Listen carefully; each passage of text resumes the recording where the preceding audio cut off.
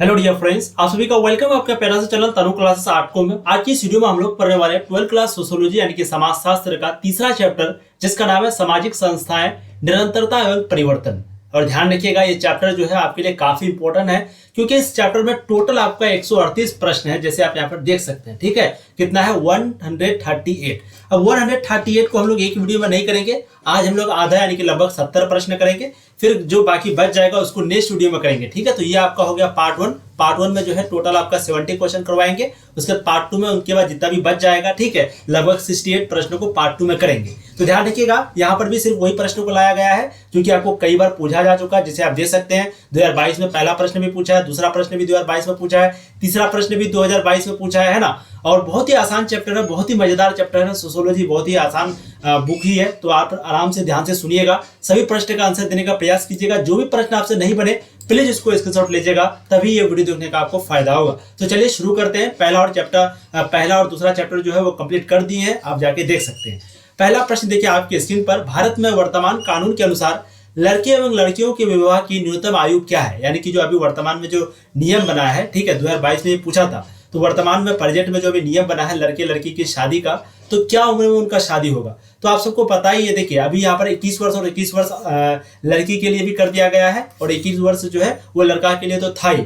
लेकिन अगर अभी प्रेजेंट की बात करें, अभी वैसा है, लेकिन क्योंकि यहाँ पर ऑप्शन में आपका नहीं है, तब आपको सी लगा देना है, क्योंकि पहले 21 वर्ष और 18 वर्ष था, है ना। 21 वर्ष का लड़का होना चाहिए, 18 वर्ष का लड़की होना चाहिए कम से कम, तभी उनका शादी हो सकता है। ठीक है, लेकिन अभी क्या कर दिया है, 21 वर्ष लड़की और 21 वर्ष लड़का। ठीक है, ऑप्शन में अगर ये रहेगा तो इसको लगाना है, अगर नहीं रहे तो फिर इसको लगाना है। तो यहाँ पर आपका सी हो जाएगा। अब देखिए अगला प्रश्न, क्वेश्चन नंबर 2, मुस्लिम विवाह में वधु मूल्य को क्या कहा जाता है? वधु मूल्य के बारे में आप लोग जानते हैं, तो बताइए मुस्लिम विवाह में जो है वधु मूल्य को क्या कहा जाता है? ये भी 2022 का क्वेश्चन है। बिल्कुल, मुस्लिम विवाह में वधु मूल्य को मेहर कहा जाता है। ध्यान रखिएगा, मेहर बोलता है, आप शादी वगैरह में सुने होंगे कितना का मेहर मतलब कि रखेगा वगैरह वगैरह। तो मुस्लिम विवाह में जो वधु मूल्य है ना, हिंदू धर्म में वधु मूल्य बोला जाता है, तो उन्हीं को मुस्लिम में मेहर बोला जाता है ना। Option B. ठीक है, बहुत बढ़िया, बहुत गजब। ऐसी आंसर देना है ना। आप लोग सुने जरूर होंगे कि 3 भरी सोना हो गया, 5 भरी सोना, इतना रुपया, ये वो दिस डैट।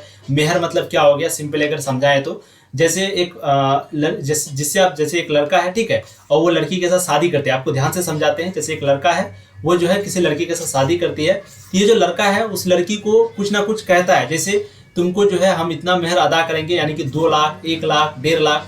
अब ये मेहर का मतलब क्या हो गया कि जब तक उनको एक मेहर, अगर वो मेहर नहीं देगा, जैसे मान लेते 1,10,000 जो भी है, औरत को अगर नहीं देगा, ये लड़का अगर लड़की को नहीं देगा शादी के बाद, तब तक वो लड़की के साथ, लड़का के साथ जो है हनीमून वगैरह कुछ भी नहीं कर सकता है। ठीक है, मैं आपको पूरा खुल के बता दे जाऊँ तो मुस्लिम विवाह में वधु मूल्य को ही मेहर कहा जाता है। मेहर का मतलब आपको समझ में आ गया होगा, नहीं है तो फिर डिटेल में पूछ लीजिएगा किसी से।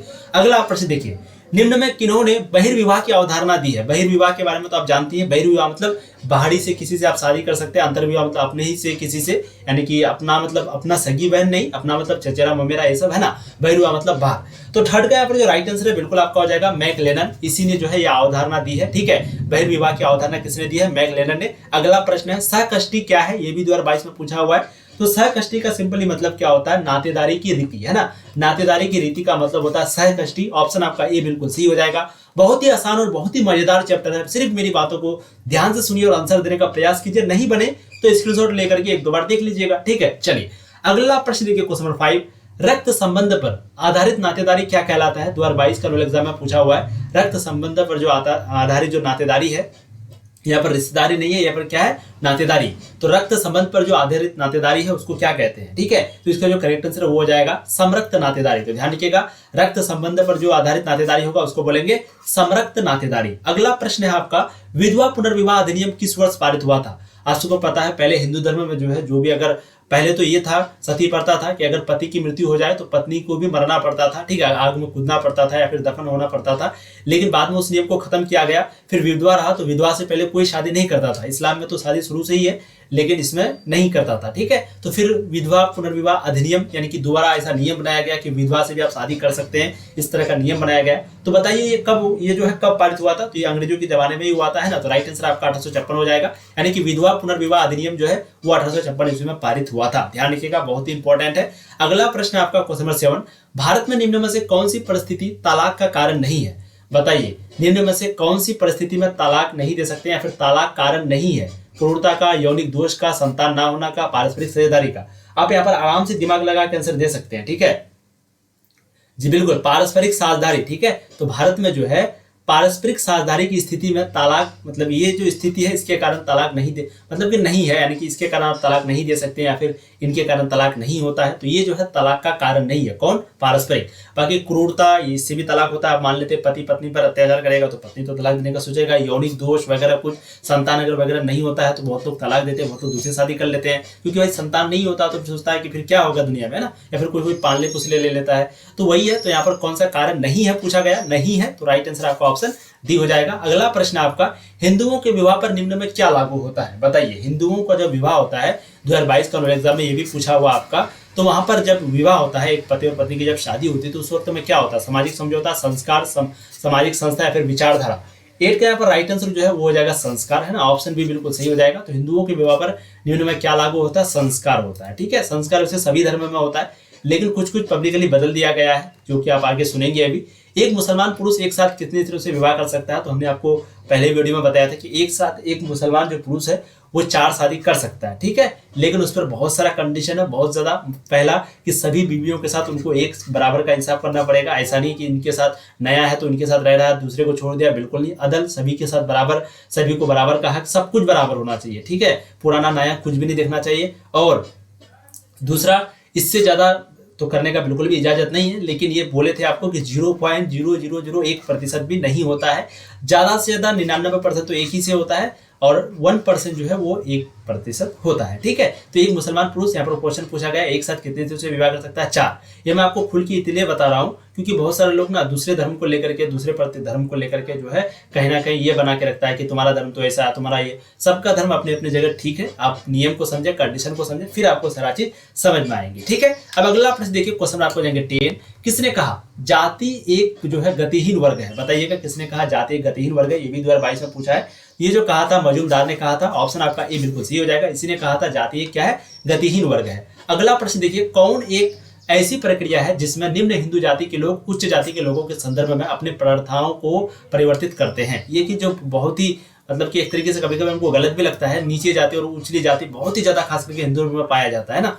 अब जो ब्राह्मण है और जो छोटा जाति बिल्कुल छोटा, उनको पानी तक छूने का इजाजत नहीं है, गिलास छूने का इजाजत नहीं है, बहुत सारा चीज है। तो यहाँ वही पूछा जा रहा है, बहुत सारे और भी धर्म में है। ठीक है, तो कौन एक ऐसी प्रक्रिया है जिसमें निम्न हिंदू जाति के लोग जो है उच्च जाति के लोगों के संदर्भ में अपने प्रथाओं का परिवर्तित करते हैं? बताइएगा कौन ऐसा जाति? तो बिल्कुल संस्कृतिकरण, ऑप्शन आपका ए बिल्कुल सही हो जाएगा। यही एक ऐसा प्रक्रिया है जिसके कारण जो निम्न हिंदू जाति के लोग हैं वो उच्च जाति के लोगों के संदर्भ में अपने प्रथाओं का, जो भी उसका प्रथा होता है, उसको परिवर्तित करता है, बदलता है। ठीक है, चलिए अगला प्रश्न है, भारतीय ग्रामीण समुदाय में परिवार का कौन सा प्रकार प्रचलित है? बताइएगा भारतीय ग्रामीण समुदाय में जो परिवार का है कौन सा प्रकार है? यहाँ पर भारतीय खास करके ग्रामीण की बात हो रही है, यहाँ पर शहरी की नहीं, तो ग्रामीण का आपको आंसर देना है कि यहाँ पर किस तरह का परिवार का प्रचलन है। एकाकी परिवार, संयुक्त परिवार, मातृ सत्तात्मक या फिर मातृ स्थानीय?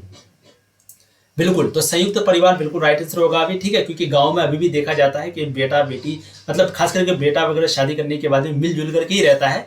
अभी तो बहुत कम मिलजुल के रहता है, लेकिन तब भी रहता है ग्रामीण समुदाय में खास करके। लेकिन एकाकी परिवार भी बहुत ज्यादा हो रहा है अभी शहर में खास करके। ठीक है, अगला प्रश्न आपका, लेवीरेट क्या है? 2022 में ये भी पूछा गया। लेवीरेट का मतलब क्या होता है? तो सिंपली देवर विवाह, देवर विवाह को हम लोग बोलते हैं लेवीरेट, है ना। लेवीरेट ऑप्शन सी, यानी कि उनकी पति की अगर मृत्यु हो गया तो उनका पति का जो भाई उन्हीं से शादी, तो इसी को बोलते हैं देवर विवाह। ठीक है, चलिए अगला प्रश्न है क्वेश्चन नंबर 14। कौन एक प्रजनन मूलक परिवार की स्थापना के लिए निम्न में से समाज द्वारा मान्यता प्राप्त विधि है? अच्छा, ये जो तलाक लेने का जो सिस्टम है वो अभी कोर्ट में है, कोर्ट से आप तलाक वगैरह का सारा चीज कर सकते हैं। हिंदू धर्म में तलाक का कोई भी नियम नहीं है, तो इसीलिए कोर्ट के पास जो है तलाक का नियम है। बाकी इस्लाम धर्म में जो है तलाक है। ठीक है, और कभी कभी बहुत ज्यादा ये भी कहा जाता है कि मान लेते हैं कोई पति जो है पत्नी पर अत्याचार कर रहा है, तो अब वो पत्नी वहां पर क्या करेगा? जबरदस्ती उनके साथ रहेगा या फिर उनको छोड़ेगा? तो इसीलिए तलाक का सिस्टम कोर्ट में है। तो अगर आप तलाक वगैरह कोई अगर लेना चाहता है तो कोर्ट में जा सकते हैं। हिंदू धर्म में ऐसा नहीं है। बाकी अभी का प्रेजेंट का हमको नहीं पता है, बाकी इस्लाम में शुरू से। ठीक है, चलिए अब यहाँ पर क्या है, कौन एक प्रजनन मूलक परिवार की स्थापना के लिए, ये सारा पढ़ाई है तो इसको अपने में नहीं लेना है, ये सारा पढ़ाई है। हमको जो जो मतलब दिमाग में मेरा आता है कि ये बताना चाहिए तो मैं आपको बताता हूँ, क्योंकि जरूरी है जानना, एक दूसरे के बारे में जानना बहुत जरूरी है। ठीक है, कौन एक प्रजनन मूलक परिवार की स्थापना के लिए निम्न में से समाज द्वारा मान्यता प्राप्त विधि है? बताइएगा। बिल्कुल यहाँ पर जो राइट आंसर है वो हो जाएगा विवाह। ध्यान रखिएगा ऑप्शन सी आपका बिल्कुल सही हो जाएगा क्वेश्चन नंबर 14 का। अब हम लोग अगला प्रश्न की ओर चलते हैं जो कि है आपका क्वेश्चन नंबर 15, जो कि है निम्न में से कौन नातेदारी का प्रकार्य नहीं है। बताइएगा नातेदारी का प्रकार्य नहीं है निम्न में से कौन। तो यहाँ पर जो इसका करेक्ट आंसर है वो हो जाएगा सामाजिक विघटन का साधन। ठीक है, तो सामाजिक विघटन का जो साधन है ये नातेदारी का प्रकार्य नहीं है। बाकी विवाह एवं परिवार का निर्धारण, परिस्थिति निर्धारण, सामाजिक सुरक्षा, ये सभी जो है नातेदारी का प्रकार्य है, लेकिन नहीं है अगर पूछा जाए तो आपको सी जो है राइट आंसर लगाना है क्वेश्चन नंबर 15 का। ठीक है, 14 का राइट आंसर बिल्कुल सी हो जाएगा, विवाही हो जाएगा आपका। अब अगला प्रश्न आप देख सकते हैं क्वेश्चन नंबर 16, वर्गात्मक बंधुता निम्न में से किस नातेदार के साथ प्रयुक्त होती है। वर्गात्मक जो आपका बंधुता है यह निम्न में से किस नातेदार के साथ प्रयुक्त होती है। भाभी, चाचा, मौसा या फिर मामा। इसका भी आंसर आपको कमेंट करना बहुत ही आसान है, बिल्कुल चाचा। तो वर्गात्मक बंधुता यानी कि अपना ही वर्ग है चाचा, तो उसके साथ नातेदार का जो प्रयुक्त जो एक प्रकार का संबंध है जो नातेदार के साथ प्रयुक्त होती है, किस नातेदार, तो वही चाचा नातेदार है ना। ऑप्शन आपका बी बिल्कुल सही होगा क्वेश्चन नंबर 16 का। अगला प्रश्न देखिए क्वेश्चन नंबर 17, निम्न में से कौन विवाह का नियम नहीं है। आप लोग फटाफट जवाब दीजिएगा कि निम्न में से कौन विवाह का नियम नहीं है पूछा गया है। ठीक है, नहीं है पूछा जाए जब भी तो ध्यान दीजिएगा। देखिए निकटता भिगमन निषेध जो है ये विवाह का नियम नहीं है। बाकी बहिर्विवाह, बाहर आप शादी कर सकते हैं, अंतर्विवाह, बहुविवाह, इस तरीके का आप शादी कर सकते हैं। ठीक है, मनुस्मृति में भी दिया गया है 4 विधि के बारे में। टोटल 8 विधि में से 4 विधि जो है अच्छा विधि है। मनुस्मृति में 8 प्रकार का शादी के बारे में दिया गया है, आप सबको पता होगा, हिस्ट्री में आप लोग पढ़े होंगे।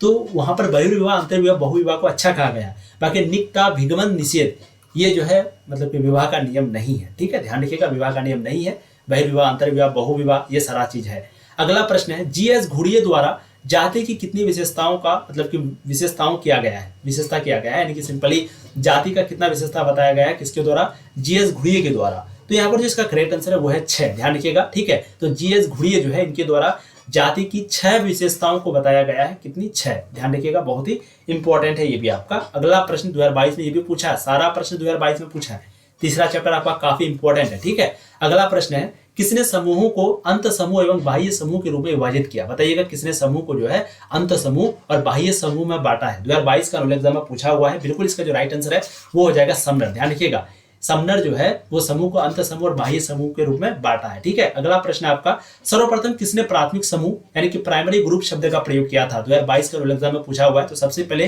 प्राथमिक समूह यानी कि प्राइमरी ग्रुप का जो प्रयोग है वो किसने किया था, इसका इस्तेमाल सबसे पहले किसने किया था, वो CH कुले ने किया था, है ना, CH कुले। तो ध्यान रखिएगा सबसे पहले जो प्राथमिक समूह यानी कि प्राइमरी ग्रुप जो है उसका प्रयोग CH कुलू ने किया था। अगला प्रश्न क्वेश्चन 21, निम्न में से कौन सा पद्धत परिस्थिति का आधा कौन सा पद्धत है जो कि परिस्थिति का आधा है। 2022 में ये भी पूछा गया है, जाति, नातेदारी, शिक्षा या फिर लिंग। 21 का राइट आंसर हो जाएगा शिक्षा। ठीक है, शिक्षा एक ऐसा चीज है जहां पर हम लोग को हर चीज का 50-50% होता है, कोई जाति नहीं, कोई ये नहीं। ठीक है, तो कौन सा पद्धत परिस्थिति का आधा है, शिक्षा। ठीक है, शिक्षा। चलिए बहुत बढ़िया। अगला प्रश्न आपका निम्न में से कौन जाति व्यवस्था की मौलिक विशेषता नहीं है। फिर से देखिए विशेषता नहीं है पूछा गया। ठीक है, अगर विशेषता है पूछा जाता तो खंडात्मक विभाजन ये भी मौलिक विशेषता है, अंतर्विवाही ये भी मौलिक विशेषता है, संस्तरण ये भी मौलिक विशेषता है। लेकिन विशेषता नहीं है पूछा गया तो गतिशीलता जो है वो विशेषता नहीं है। ऑप्शन आपका भी बिल्कुल सही हो जाएगा। ये जो है व्यवस्था जो है मौलिक विशेषता नहीं है। कौन? गतिशीलता। अगला प्रश्न क्वेश्चन 23, प्रदत्त और अर्जित के रूप में परिस्थिति का वर्गीकरण किसने किया है। बताइएगा प्रदत्त और अर्जित के रूप में परिस्थिति का जो वर्गीकरण है वो किसने किया है। 23 का राइट आंसर हो जाएगा लिल्टन। ध्यान रखिएगा प्रदत्त और अर्जित के रूप में जो परिस्थिति का वर्गीकरण है वो लिल्टन ने किया है। 23 का राइट आंसर आपका ऑप्शन सी हो जाएगा। अगला प्रश्न आपका क्वेश्चन 24, मरडॉक के अनुसार विवाह का मुख्य उद्देश्य क्या है। मरडॉक के अनुसार विवाह का जो मुख्य उद्देश्य है वो क्या है। तो यहाँ पर इसका राइट आंसर आपको कमेंट करना है। यौन इच्छा की पूर्ति। मरडॉक के अनुसार विवाह का जो मुख्य उद्देश्य है वो ये है कि जो यौन इच्छा है यानी कि सिंपली बोल सकते हैं जो सेक्स डिजायर होता है उनका पूर्ति होना, बच्चों का पालन पोषण करना, आर्थिक सहयोग, इनमें से सभी। तो राइट आंसर आपका 24 का डी हो जाएगा। ठीक है, तो ये जो मरडॉक है ये कहा था कि विवाह का मुख्य उद्देश्य ये होता है, ये जो यहाँ पर लिखा हुआ है। ठीक है, चलिए अगला प्रश्न आपका निम्न में से कौन जातिवाद का दुष्परिणाम है। फटाफट जवाब दीजिएगा। जातिवाद का दुष्परिणाम निम्न में से कौन होगा। 2021 का एनुअल एग्जाम में पूछा हुआ है। फटाफट जवाब देने का प्रयास करेंगे आप लोग। बिल्कुल सामाजिक समस्याओं में वृद्धि ये जो है जातिवाद का दुष्परिणाम है। ठीक है, कुपरिणाम नहीं, दुष्परिणाम। तो ध्यान रखिएगा जातिवाद का जो दुष्परिणाम है वो कौन है, सामाजिक समस्याओं में वृद्धि। सामाजिक जो समस्या होती है ये आपका जातिवाद का दुष्परिणाम है। राइट आंसर ऑप्शन बी हो जाएगा। अगला प्रश्न आपका जनजातीय समाज में जीवन साथी प्राप्त करने की कितनी पद्धतियां हैं। बताइएगा, बहुत ही इंपॉर्टेंट है। जो जनजातीय समाज है वहां पर अगर कोई शादी करना चाहता है, जीवन साथी प्राप्त करना चाहता है, तो वहां पर कितनी पद्धतियां, 8, 7, 5 या फिर 11? 26 का जो राइट आंसर है बिल्कुल आपका हो जाएगा 8। ध्यान रखिएगा, जनजातीय समाज में जीवन साथी प्राप्त करने की जो है टोटल 8 प्रकार है ना, 8 पद्धतियां है, ध्यान रखिएगा। और मनुस्मृति में विवाहों की रचना भी 8 है, ये भी ध्यान रखना है, ठीक है। अगला प्रश्न आपका, मुसलमानों में निम्न में से कौन सा विवाह अस्थायी होता है? अस्थायी का मतलब, एक अस्थायी मतलब परमानेंट, अस्थायी मतलब परमानेंट नहीं है ना, यानी कि टेम्परेरी। तो बताइए मुसलमानों में, मुसलमान यानी कि इस्लाम में कौन सा विवाह ऐसा है जो कि अस्थायी होता है? अस्थायी अस्थायी में बहुत फर्क है, ठीक है। तो मुताह, देखिए निकाह जो है वो हमेशा के लिए होता है, मुबारक फासिद भी होता है, हमको इसके बारे में जानकारी नहीं है, लेकिन ये जो मुताह है ना, ये अस्थायी यानी कि टेम्परेरी होता है, ठीक है। तो 27 का जो राइट आंसर है वो ऑप्शन आपका बी बिल्कुल सही हो, सॉरी सी जो है सही हो जाएगा 27 नंबर का। ध्यान रखिएगा, असुर विवाह जो है वो भी विवाह का एक प्रकार है, लेकिन किसमें बताइए? जनजाति में, मुसलमानों में, हिंदुओं में, ईसाइयों में? आप सबको इसका आंसर आना चाहिए, क्योंकि देखिए ईसाई मुसलमानों में तो ये दोनों नहीं है, ठीक है, ये कंफर्म है। जनजाति और हिंदू में से दोनों में से किसी में होगा। तो ये जो असुर विवाह है ये भी विवाह का एक प्रकार है, बताइए किसमें? तो हिंदुओं में है ना। राइट आंसर आपका ऑप्शन सी हो जाएगा क्वेश्चन नंबर 28 का। अब अगला प्रश्न देखिए आपके समक्ष, आपकी स्क्रीन पर, अंतर जातीय विवाह किस समाज की विशेषता कही जा सकती है? फटाफट आप लोग जवाब दीजिएगा। ये जो अंतर जातीय व्यवस्था है, विशेषता है, ठीक है, 1 सेकेंड। चलिए, तो ये जो अंतर जातीय विवाह किस समाज की विशेषता कही जा सकती है? अंतर जातीय विवाह बताइए किस समाज में आता है? तो 29 का जो राइट आंसर है बिल्कुल आपका हो जाएगा वो है आधुनिक समाज। ऑप्शन सी आपका बिल्कुल सही हो जाएगा। अगला प्रश्न देखिए क्वेश्चन 30, किस वर्ष, क्वेश्चन बहुत ज्यादा है इसलिए थोड़ा सा हम लोग फास्ट चलेंगे, ठीक है, थोड़ा सा हम लोग फास्ट चलेंगे, क्वेश्चन बहुत ज्यादा है। चलिए, किस वर्ष संसद के दोनों में 3 तलाक कानून पास हुआ था? बताइए किस वर्ष संसद के सदनों में हो गए हैं, ठीक है, सदनों में, संसद के सदनों में जो है 3 तलाक कानून पास हुआ था, ये कब हुआ था? तो इसका राइट आंसर आप लोग को पता ही होना चाहिए, 2019 में। ध्यान रखिएगा, है ना, 2019 में जो है संसद में 3 तलाक कानून जो है पास हुआ था, ठीक है। मुस्लिम विवाह के कितने प्रकार हैं? तो मुस्लिम विवाह के 2 ही प्रकार है, ध्यान रखिएगा। हिंदू विवाह में 8 प्रकार है मनुस्मृति के अनुसार, लेकिन मुस्लिम विवाह में 2 ही प्रकार है ना। ऑप्शन आपका ए बिल्कुल सही हो जाएगा, बहुत बढ़िया। अगला प्रश्न, मुसलमानों में विवाह विच्छेद के कितने प्रकार हैं? तो मुसलमानों में विवाह, देखिए मुस्लिम विवाह के कितने प्रकार पूछे तो आपको 2 लगा देना है। अब विवाह विच्छेद के कितने प्रकार अगर पूछ दे तब यहाँ पर जो है आपको लगाना है 6, ठीक है। तो विवाह विच्छेद के कितने प्रकार हैं? टोटल 6। एक्सप्लेनेशन में आपको बता देंगे विवाह विच्छेद क्या होता है, विवाह क्या होता है, सारा चीज फिलहाल आप खाली करते जाइए, है ना। तो विवाह विच्छेद के जो है टोटल 6 प्रकार है, ऑप्शन डी होगा। और विवाह के टोटल 2 प्रकार, ठीक है, मुस्लिम में। अब अगला प्रश्न है, भारतीय हिंदू समाज में कितने आश्रमों की चर्चा की गई है? बताइएगा कितने आश्रमों की चर्चा भारतीय हिंदू समाज में की गई है? तो 33 का राइट आंसर हो जाएगा 4, ठीक है, ऑप्शन आपका ए बिल्कुल सही हो जाएगा। अगला प्रश्न है क्वेश्चन नंबर 34, मौसी नातेदारी को किस श्रेणी में आता है? बताइएगा ये जो मौसी नातेदारी है इसको किस श्रेणी में रखा गया? मौसी नातेदारी का मतलब जो खाला, जो मौसी हम लोग बोलते हैं ना, यानी कि हम लोगों का चाचा, मतलब कि हम लोगों का मामा का जो सिस्टर होता है ना, उसी को बोलते हैं मौसी। तो मौसी से भी, जैसे मान लेते हैं हम लोगों का कोई मौसी है, तो मौसी का जो बेटा बेटी होगा उनसे हमारा शादी हो सकता है। तो ये जो नातेदारी है इसी को किस श्रेणी में रखा गया है, ठीक है। तो 34 का जो राइट आंसर है वो आपका द्वितीयक श्रेणी में, ध्यान दीजिएगा, ऑप्शन बी 34 का बिल्कुल सही हो जाएगा। मौसी नातेदारी को किस श्रेणी में आता है? द्वितीयक में। अगला प्रश्न आपका, हिंदू विवाह के किस स्वरूप में एक जोड़े बैल एवं गाय की मांग की जाती है? बताइएगा हिंदी विवाह का कौन सा ऐसा स्वरूप है जहां पर एक जोड़े बैल और गाय की मांग की जाती है? ये भी 2021 का एग्जाम में पूछा हुआ है। उस विवाह का नाम आपको बताना है। उस विवाह का नाम है आर्ष विवाह। क्या नाम है? आर्ष विवाह, ठीक है। तो हिंदी विवाह के जो आर्ष विवाह है यहीं पे एक जोड़े बैल एवं गाय की मांग की जाती है। ऑप्शन सी आपका 35 का सही हो जाएगा। अगला प्रश्न देखिए आपके समक्ष स्क्रीन पर है, उस व्यवस्था को क्या कहा जाता है जो स्वजनों के परस्पर संबंधों को नियमित करती है? बताइएगा उस व्यवस्था को आखिर क्या कहा जाता है जो कि स्वजनों के परस्पर संबंधों को नियमित करती है? 36 का राइट आंसर आपका हो जाएगा नातेदारी, ठीक है। 2021 में पूछा हुआ है, तो उस व्यवस्था को कहा जाता है नातेदारी, जो कि स्वजनों के परस्पर संबंधों को नियमित करती है। अगला प्रश्न देखिए क्वेश्चन 37, निम्न में से कौन पारिवारिक विघटन का लक्ष्य है? थोड़ा सा वॉइस वगैरह आ रहा होगा, आप लोग को टेंशन नहीं लेना है, ठीक है। लैपटॉप जो है वो थोड़ा चार्ज में लगा हुआ है इसलिए थोड़ा आवाज वगैरह कर रहा होगा, बट आप लोग ध्यान से मेरी बातों को सुनिए। तो बताइए निम्न में से कौन पारिवारिक विघटन का लक्ष्य है? पूछा गया है, नहीं है नहीं पूछा गया है, ठीक है। चलिए 37 का बिल्कुल राइट से हो जाएगा। मतैक्य का अभाव, निष्ठा का अभाव, वैवाहिक असामंजस्य सॉरी, तो ये सभी जो है क्या है? पारिवारिक विघटन का लक्ष्य है। ऑप्शन डी बिल्कुल सही होगा। अगला प्रश्न है आपका, परिवार शब्द जो है वो अंग्रेजी के फैमिली का हिंदी रूपांतरण है। बताइए फैमिली शब्द लैटिन शब्द है, फेमुलस से बना है, जिसका मतलब क्या होता है? ध्यान दीजिएगा, ये जो परिवार शब्द है वो फैमिली का मतलब क्या है? परिवार, यानी कि फैमिली जो है वो परिवार जो है वो फैमिली से आया है, यानी कि फैमिली का मतलब परिवार। अब बताइए जो फैमिली है वो कहाँ से आया? तो लैटिन शब्द से आया है, यानी कि फेमुलस। जैसे हम लोग बोलते थे ना कि सोडियम जो है लैटिन शब्द क्या है? नेट्रियम। सोडियम का लैटिन नाम क्या है? नेट्रियम। उसी तरीके से फैमिली जो है वो फेमुलस से आया है। तो आपको फेमुलस का मीनिंग पूछा जा रहा है, ठीक है। तो फेमुलस का मीनिंग हो जाएगा वो है सेवक, ठीक है। तो ध्यान दीजिएगा, फेमुलस का मीनिंग होता है सेवक, जो कि एक लैटिन शब्द है, और फेमुलस से बना फैमिली, और फैमिली का मतलब होता है परिवार। संयुक्त परिवार में मनाही है। संयुक्त परिवार कहाँ पर चलता है? ग्रामीण में, मैंने अभी आपको बताया। अब संयुक्त परिवार में क्या बना है ये आपको यहाँ पर देखना है, ठीक है। देखिए, श्रमिक गतिशीलता, व्यक्तिवाद, भूमि का बंटवारा, ये सारा चीज होता है, लेकिन जो आपका लास्ट वाला ऑप्शन है इनमें से सभी ये बिल्कुल सही रहेगा, ठीक है। चलिए, तो संयुक्त परिवार में जो मनाही है ये सभी मनाही है, श्रमिक गतिशीलता, व्यक्तिवाद, भूमि का बंटवारा, ऑप्शन डी बिल्कुल सही हो जाएगा। अगला प्रश्न देखिए, क्वेश्चन 40, भारतीय संयुक्त परिवार में निम्नलिखित लक्षणों में सबसे महत्वपूर्ण लक्षण क्या है? फटाफट आपको तो जवाब देना है। भारतीय संयुक्त परिवार में निम्नलिखित लक्षणों में जो सबसे महत्वपूर्ण लक्षण है वो क्या है? तो 40 का जो राइट आंसर है वो यहाँ पर हो जाएगा 3 या अधिक पीढ़ियां, है ना। ऑप्शन आपका ए बिल्कुल सही हो जाएगा।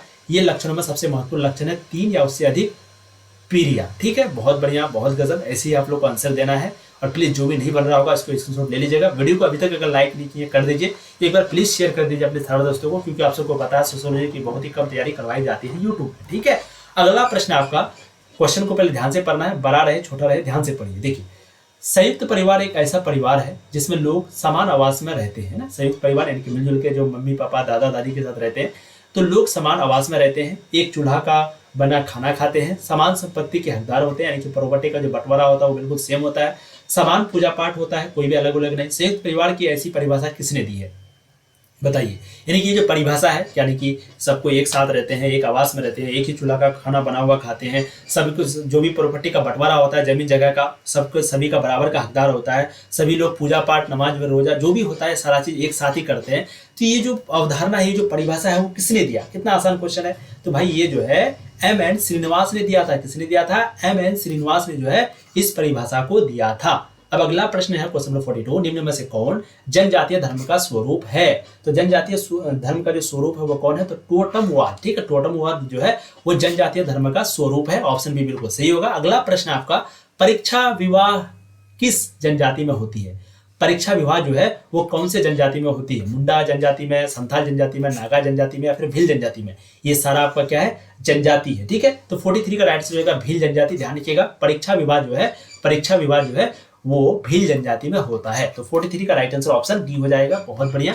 अगला प्रश्न आपका, भारत में अनुसूचित जातियों के लिए आरक्षण का प्रावधान किस धारा के अंतर्गत की गई है? आप लोगों ने हिस्ट्री में पढ़ा भी होगा कि अनुसूचित जातियों के लिए आरक्षण यहाँ पर है भारत में। तो बताइए ये कौन से धारा के अंतर्गत आता है? 2009 में पूछा हुआ है। बिल्कुल, ये जो है धारा 335 के अंतर्गत आता है। ध्यान रखिएगा, ठीक है। तो अनुसूचित जातियों के लिए जो आरक्षण का प्रावधान है वो धारा 335 के अंतर्गत आता है। अगला प्रश्न, भारतीय सामाजिक व्यवस्था का महत्वपूर्ण परिवार क्या है? संयुक्त पहलू, जाति व्यवस्था, धर्म, या फिर इनमें से सभी?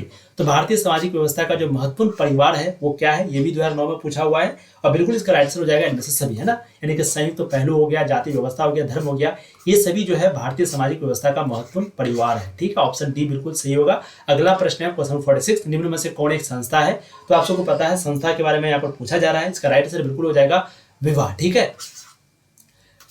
निम्न में से कौन एक संस्था है पूछा गया है ना। 46 नंबर क्वेश्चन। गांव हो गया, राष्ट्र हो गया, किसान संघ हो गया, ये तो अलग ही चीज हो गया। संस्था पूछा गया है तो राइट आंसर ऑप्शन सी हो जाएगा, ठीक है। 46 नंबर क्वेश्चन का अगला प्रश्न है क्वेश्चन 47, निम्न में से भारत के किस राज्य में आदिवासी आबादी सर्वाधिक है? आप सबको जैसे पता है टोटल 138 प्रश्न है, तो 138 में से 70 प्रश्न हम लोग इस वीडियो में करेंगे, और बाकी जो बच जाएगा हम लोग नेक्स्ट वीडियो में करेंगे पार्ट 2 में, ठीक है। तो बताइए निम्न में से भारत के किस राज्यों में आदिवासी आबादी जो है वो ज्यादा है? 47 का यहाँ पर राइट आंसर हो जाएगा वो है गुजरात। ध्यान रखिएगा, ठीक है। गुजरात में जो आदिवासी आबादी है वो सबसे ज्यादा है भारत में। ध्यान रखिएगा, गुजरात में आदिवासी आबादी ज्यादा है। अगला प्रश्न है 48 नंबर, जाति व्यवस्था की उत्पत्ति। 47 का आपका राइट आंसर बिल्कुल आप लोगों ने सही दिया है, डी होगा, ठीक है। अगला प्रश्न देख लीजिए, जाति व्यवस्था की जो उत्पत्ति से संबंधित प्रजातीय सिद्धांत के प्रतिपादक निम्न में से कौन सा विद्वान है? बताइएगा, जाति व्यवस्था की उत्पत्ति से प्रजातीय सिद्धांत के प्रतिपादक निम्न में से कौन सा विद्वान है? ये भी प्रश्न कई बार पूछा गया है, और इसका राइट आंसर हो जाएगा रिजले, ठीक है। तो ये विद्वान का नाम है रिजले। इसी ने जो है जाति व्यवस्था की उत्पत्ति से संबंधित प्रजातीय सिद्धांत के बारे में बताया था, प्रतिपादक था, ठीक है। कौन? रिजले। अगला प्रश्न है, निम्न में से कौन एक संस्था है? संस्था है यहाँ पर पूछा गया है, यहाँ पर अभी विवाह नहीं है, तो आपको सही जवाब देना है। राष्ट्र होगा, गांव होगा, परिवार होगा, या फिर इनमें से सभी? तो ऑब्वियसली बात है परिवार ही होगा 49 नंबर का, ठीक है। बिल्कुल, क्योंकि राष्ट्र और गांव ये संस्था थोड़ी है। जैसे विवाह क्या था? विवाह एक संस्था था, उसी तरीके से परिवार भी जो है एक संस्था है। तो ऑप्शन सी बिल्कुल सही होगा।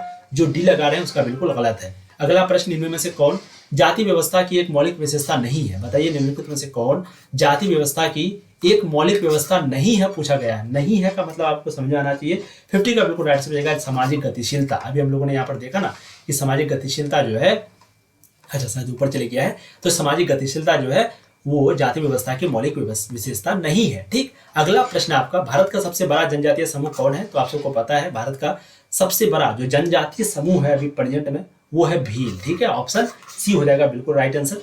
यहीं पे क्या होता है? परीक्षा विवाह होता है। भील जो जनजातीय है यहाँ पर क्या होता है? परीक्षा विवाह। इसलिए प्रश्न पूछा गया, आपको पता है किस वर्ग में, किस जनजातीय में परीक्षा विवाह होता है, तो वो भील में। ठीक है, अगला प्रश्न आपका, भारतीय संविधान के किस अनुच्छेद के द्वारा लोकसभा अनुसूचित जाति एवं जनजातियों के सदस्यों के लिए स्थान आरक्षित किया गया है? बताइएगा भारतीय संविधान के कौन से अनुच्छेद के द्वारा लोकसभा अनुसूचित जाति एवं जनजाति के सदस्यों के लिए स्थान आरक्षित किया गया है? बिल्कुल 52 का जो राइट आंसर है वो आपका हो जाएगा अनुच्छेद 330, ऑप्शन सी बिल्कुल सही होगा क्वेश्चन नंबर 52 का। अगला प्रश्न है क्वेश्चन नंबर 53, खास या खांसी बहुपति विवाह किस जनजाति में पाया जाता है? खस या खांसी बहुपति विवाह जो है, बहुपति का मतलब जानते हैं क्या होता है? एक औरत का नाम था द्रौपदी। ठीक है, ध्यान दीजिएगा, हिस्ट्री का ये क्वेश्चन है आपका। एक औरत का नाम था द्रौपदी, तो द्रौपदी जो है वो बहुपति विवाह से शादी किया था। मतलब कि टोटल पांडव टोटल कितना भाई था? 5 भाई। तो ये जो द्रौपदी नाम की जो लड़की है ये 5 भाई से शादी किया था, समझ रहे हैं? 5 भाई से। तो बहुपति का मतलब होता है एक पत्नी और बहुत सारा पति। ठीक है, एक पति, 2 पति, 3 पति, 2 पति, 3 पति, 4 पति, इसको बहुपति। और बहुपत्नी का मतलब एक पति, 2-3 पत्नी। तो बहुपत्नी आ जाए तो पत्नी ज्यादा, बहुपति आ जाए तो पति ज्यादा। ठीक है, तो खस या खांसी बहुपति विवाह की जनजाति में पाया जाता है। 53 का जो राइट आंसर है बिल्कुल आपका हो जाएगा खस। खस में पाया जाता है ये बहुपति विवाह का सिस्टम। ठीक है, एक पत्नी हो, 2-3 पति हो, जो कि बिल्कुल अच्छा नहीं है। चलिए अगला प्रश्न देखिए आप लोग, किसने कहा जाति एक बंद वर्ग है? बताइएगा 54 नंबर क्वेश्चन, किसने कहा जाति जो है एक बंद वर्ग है? तो मजुमदार एवं मदन ने कहा था। ठीक है, सॉरी, 54 का राइट आंसर बिल्कुल ऑप्शन बी हो जाएगा। मजुमदार एवं मदन ने कहा था कि जाति एक क्या है? बंद वर्ग है, और कई बार पूछा गया है, बहुत ही इंपॉर्टेंट है। ठीक है, 2020 में भी पूछा था। अगला है, कौन सा आदिवासी समाज मातृ प्रधान है? बताइएगा कौन सा आदिवासी समाज है जो कि मातृ प्रधान है? संथाल, मुंडा, गारो या फिर इनमें से कोई नहीं? तो 55 का जो राइट आंसर यहाँ पर हो जाएगा वो है आपका इनमें से कोई नहीं। ठीक है, तो आदिवासी समाज का मातृ प्रधान इनमें से कोई नहीं है। अगला प्रश्न देखिए क्वेश्चन 56, कौन भारतीय समाज की सबसे प्रमुख विशेषता है? बताइएगा भारतीय समाज की, 1 सेकेंड, सॉरी फॉर दैट, थोड़ा सा हैंग कर रहा होगा लैपटॉप। ठीक है, 1 सेकेंड। चलिए तो फटाफट आप लोग जवाब दीजिएगा, भारतीय समाज की सबसे प्रमुख विशेषता इनमें से कौन सा है? 56 का आंसर हो जाएगा इनमें से सभी, यानी कि वर्ण व्यवस्था, अनेकता में एकता, यजमानी व्यवस्था, ये सभी जो है भारतीय समाज की सबसे प्रमुख विशेषता है। ठीक है, अगला प्रश्न है, निम्न में से कौन जनजातीय समाज की समस्या नहीं है? तो आप सबको पता है जनजातीय समाज की अगर आपको स्थापना के बारे में पूछा जाए तो राइट आंसर आपका हो जाएगा भूमि विलगाव और छुआछूत। तो ये जो है जनजातीय समाज की समस्या नहीं है, ऑप्शन सी बिल्कुल सी हो जाएगा। ये जनजातीय का नहीं है, ये जो बड़े बड़े जाति है ना उनका समस्या है, छुआछूत वाला, कि तुम हमसे छुओगे जिट्ठा लग जाएगा, अब एक गिलास में पानी पी ले तो तुम हम नहीं पियेंगे, पता नहीं क्या क्या तरीका है। तो 57 का राइट आंसर बिल्कुल ऑप्शन सी हो जाएगा। ठीक है, भूमि विलगाव, छुआछूत। आने के लिए भी बहुत लोग नहीं देता यार, बैठने के लिए भी नहीं देता, अभी भी ऐसा पाया जाता है, जो कि बहुत ही गलत है। अब हम लोग एक संविधान के अंतर्गत आते हैं, सारे लोग एक ही हैं, तो फिर ऐसा नहीं करना चाहिए। ठीक है, तो आपका सी बिल्कुल यहाँ पर करेक्ट हो जाएगा। चलिए अपना ओपिनियन रख सकते हैं, बाकी आप कोई अगर है उस जाति धर्म से तो प्लीज़ बुरा नहीं मानना है। देखिए हम लोग टीचर हैं, हम लोग को जो यहाँ पर पढ़ाना पड़ता है पढ़ाते हैं, बाकी कुछ कुछ राय निकल जाती है जो कि पढ़ते हैं तो आ जाती है ना। बाकी आपको जो क्वेश्चन है वो तो है ही। चलिए, निम्नलिखित में से कौन परिवार की विशेषता है? परिवार की विशेषता के बारे में पूछा जा रहा है, आपको राइट आंसर कमेंट करना है। सार्वभौमिकता, ये भी परिवार की विशेषता है। सीमित आकार, ये भी परिवार की विशेषता है। भावात्मक आधार, ये भी परिवार की विशेषता है। राइट आंसर आपका ऑप्शन डी हो जाएगा, यानी कि ये सभी जो है क्या है? परिवार की विशेषता है। ठीक है, अगला प्रश्न है, निम्न में से कौन जनजाति की विशेषता है? तो जनजाति की विशेषता के बारे में पूछा जा रहा है, तो ये सामान्य भूभाग हो गया, सामान्य भाषा हो गया, सामान्य संस्कृति।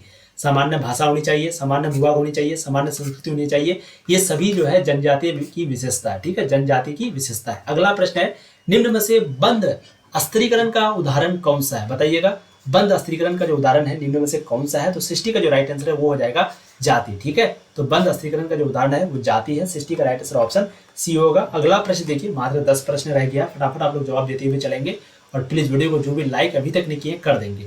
बताइए निम्न में से कौन से कारक भारतीय जाति व्यवस्था में परिवर्तन के उत्तरदायी है? बताइए कौन से कारक है जो कि भारतीय जाति व्यवस्था में परिवर्तन के उत्तरदायी है? 61 का राइट आंसर बिल्कुल आपका हो जाएगा औद्योगिकरण, ऑप्शन आपका ए बिल्कुल सही हो जाएगा। अगला प्रश्न देखिए क्वेश्चन नंबर 62, भील नामक जनजाति किस राज्य में निवास करती है? बताइए, भील नामक जो जनजाति है वो किस राज्य में निवास करती है? तो 62 का राइट आंसर आपका हो जाएगा मध्य प्रदेश में। ठीक है, तो भील नामक जो जनजाति है वो मध्य प्रदेश में निवास करती है। अगला प्रश्न देखिए, क्वेश्चन 63, निम्न में से कौन जाति की विशेषता नहीं है? यहाँ पर पूछा जा रहा है कौन जाति की विशेषता नहीं है। राइट आंसर आपका हो जाएगा खुलापन। खुलापन जो है वो जाति की विशेषता नहीं है। जो भी अभी तक वीडियो को लाइक नहीं किया, प्लीज वीडियो को लाइक कर दीजिए, चैनल को सब्सक्राइब कर लीजिए और प्लीज शेयर कीजिएगा अपने सारे दोस्तों को, खास करके होम साइंस है या नहीं है प्लीज एक बार शेयर जरूर कर दीजिए ताकि वो भी किसी और को शेयर कर दे। और ऐप को डाउनलोड कीजिए प्ले स्टोर से, तनु क्लासेस नाम है, वहां से आप कोर्स को ज्वाइन कर सकते हैं, पीडीएफ ले सकते हैं, टेस्ट वगैरह दे सकते हैं, क्विज वगैरह टेस्ट वगैरह दे सकते हैं, नोट्स वगैरह सारा प्राप्त कर सकते हैं, सब्जेक्टिव क्वेश्चन प्राप्त कर सकते हैं वहां से। और आप वेबसाइट पे गूगल पे भी जाके अच्छे से पढ़ाई कर सकते हैं। अगर गूगल पे जाके आपको वहां भी तनु क्लासेस सर्च करना है, प्ले स्टोर में जाके ऐप इंस्टॉल करने के लिए वहां भी तनु क्लासेस ही सर्च करना है। ठीक है, बहुत बढ़िया। तो 63 का आपको राइट आंसर बिल्कुल डी हो जाएगा, खुलापन। ये जो है जाति की विशेषता नहीं है, कौन? खुलापन। अब अगला प्रश्न है क्वेश्चन 64, चाचा नातेदारी के किस श्रेणी के अंतर्गत आता है? तो ये फिर से वही प्रश्न घुमा दिया है। बिल्कुल इसका जो राइट आंसर है वो हो जाएगा द्वितीय। ध्यान रखिएगा, चाचा नातेदारी जो है वो द्वितीय श्रेणी में आता है ना। ऑप्शन बी बिल्कुल सही हो जाएगा। अगला प्रश्न क्वेश्चन 65, निम्न में से कौन सा नातेदारी से स्पष्ट रूप से नहीं आता है? कौन सा नातेदारी से स्पष्ट रूप से नहीं आता है? 65 का राइट आंसर यहाँ पर हो जाएगा वो है आपका समकक्ष समूह। ठीक है, तो ये जो है यानी कि समकक्ष समूह जो है वो नातेदारी से स्पष्ट रूप से नहीं आता है। ऑप्शन आपका डी बिल्कुल सही हो जाएगा क्वेश्चन 65 का। अगला प्रश्न देखिए क्वेश्चन 66, जाति व्यवस्था की उत्पत्ति संबंधी देवत्व का सिद्धांत किस वेद में वर्णित है? बताइएगा, जाति व्यवस्था की उत्पत्ति संबंधी जो देवत्व का जो सिद्धांत है वो कौन से वेद में दिया गया है? टोटल 4 वेद है, अथर्ववेद, सामवेद, ऋग्वेद, यजुर्वेद। ऋग्वेद सबसे पुरानी वेद, तो आप सबको बताना है यहाँ पर। बिल्कुल राइट आंसर हो जाएगा ऋग्वेद, है ना। तो जाति व्यवस्था की उत्पत्ति के बारे में जो देवत्व का जो सिद्धांत है वो ऋग्वेद में वर्णित है, ऋग्वेद में वर्णन किया गया है। ऑप्शन सी बिल्कुल सही होगा क्वेश्चन 66 का। अगला प्रश्न देखिए क्वेश्चन 67, निम्न में से कौन भारतीय ने जनजातियों के लिए अलगाव की नीति का वकालत की? बताइएगा, निम्न में से कौन भारतीयों ने जनजातियों के लिए, ठीक है, अलगाव की नीति जो है उनकी वकालत की थी? बेनी ने, घुड़िये ने, एल्विन ने, डॉक्टर मजुमदार ने। तो 67 का जो राइट आंसर है वो आपको हो जाएगा डॉक्टर मजुमदार ने। ऑप्शन आपका डी बिल्कुल सही हो जाएगा। अगला प्रश्न देखिए क्वेश्चन 68, जनजाति समाजों में निम्न में से क्या नहीं पाया जाता है? तो जनजाति समाजों में निम्न में से श्रम विभाजन नहीं पाया जाता है। क्या नहीं पाया जाता? श्रम विभाजन। ठीक है, तो जनजातीय समाजों में श्रम विभाजन जो है वो नहीं पाया जाता है। ये भी 2015 में पूछा हुआ है। सारा प्रश्न आपका लगभग पूछा हुआ ही आ रहा है। ठीक है, अगला प्रश्न है, घुमकुड़िया किस जनजाति में पाया जाता है? घुमकुड़िया जो है वो किस जनजाति में पाया जाता है? मुंडा, संथाल, उरांव या फिर होम है। तो 69 का राइट आंसर, ये सारा आपका जनजाति है। ध्यान रखिएगा, ये सारा आपका क्या है? जनजाति है, ये सारा जनजाति है।